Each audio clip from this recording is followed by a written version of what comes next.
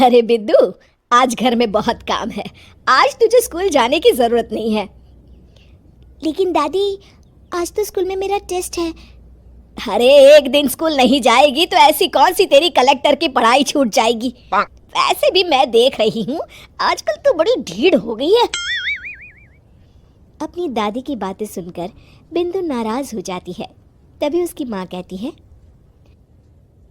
अरे बिंदु, इतनी छोटी बात पे मुंह फुलाने की क्या जरूरत है। दादी बिल्कुल सही कह रही हैं। लड़कियों को तो घर के काम काज सीखना चाहिए। अरे बहू, रमेश के लाड़ प्यार ने इसे बिगाड़ रखा है। कम से कम तू तो मेरी बात समझती है। अच्छा, मेरी पूजा का समय हो गया है, मैं पूजा करने जा रही हूँ। इतना कहकर रमेश की माँ वहाँ से चली जाती है। इस तरह बिंदु की दादी और माँ दोनों अक्सर उसे घर के कामों में ही उलझा कर रखते थे।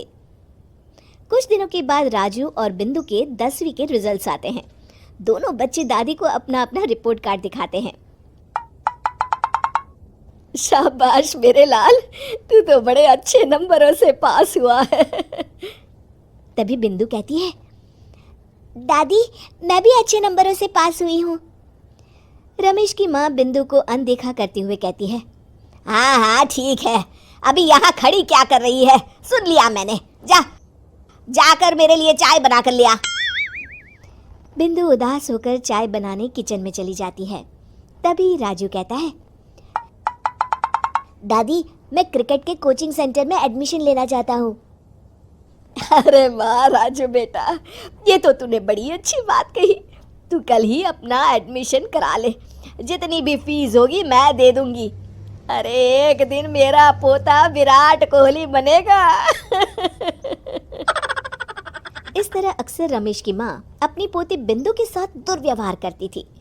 कुछ दिनों के बाद रमेश की माँ और उसकी पत्नी दोनों सास बहू मिलकर राजू का एडमिशन अच्छे स्कूल में करवा देते हैं, लेकिन बिंदु का एडमिशन नहीं करवाते।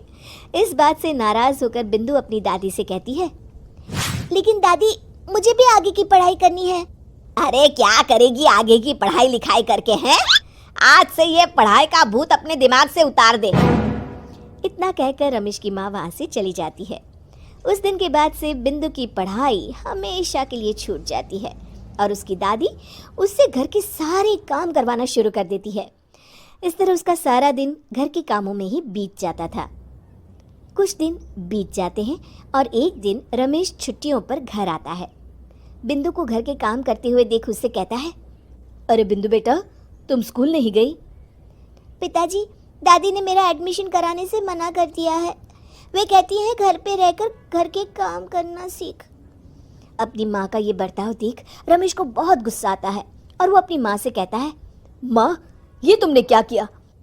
आगे की पढ़ाई के लिए स्कूल में बिंदु का एडमिशन क्यों नहीं करवाया? अरे बेटा, लड़की जात है, ज्यादा पढ़ लिख कर क्या करेगी? वैसे भी शादी के बाद तो इसे घर के ही काम करने हैं ना। तुम किस जमाने में जी रही हो माँ? अगर कल्पना चावला के घर वाले भी तुम्हारी सोच के होते तो क्या वो पूरी दुनिया में हिंदुस्तान का नाम रोशन कर पाती? इसका स्कूल छुड़वाकर तुम इसका भविष्य बर्बाद कर रही हो, लेकिन मेरे रहते ऐसा नहीं होगा। बिंदु बेटा, कल ही तुम्हारा एक अच्छे स्कूल में एडमिशन करा दूंगा। तुम जितना चाहे उतना पढ़ो। मेरे होते हुए तुम्हें किसी बात की चिंता करने की जरूरत नहीं है। अपने पिता से हौसला पाकर बिंदु खुश हो जाती है और कहती है, जी पापा, मैं खूब मन लगाकर पढ़ाई करूंगी और बड़ी होकर डॉक्टर बनूंगी। ये हुई ना बात। शाबाश मेरी बेटी। शिक्षा, लड़का हो या लड़की, हमें दोनों को आगे बढ़ने का मौका देना चाहिए।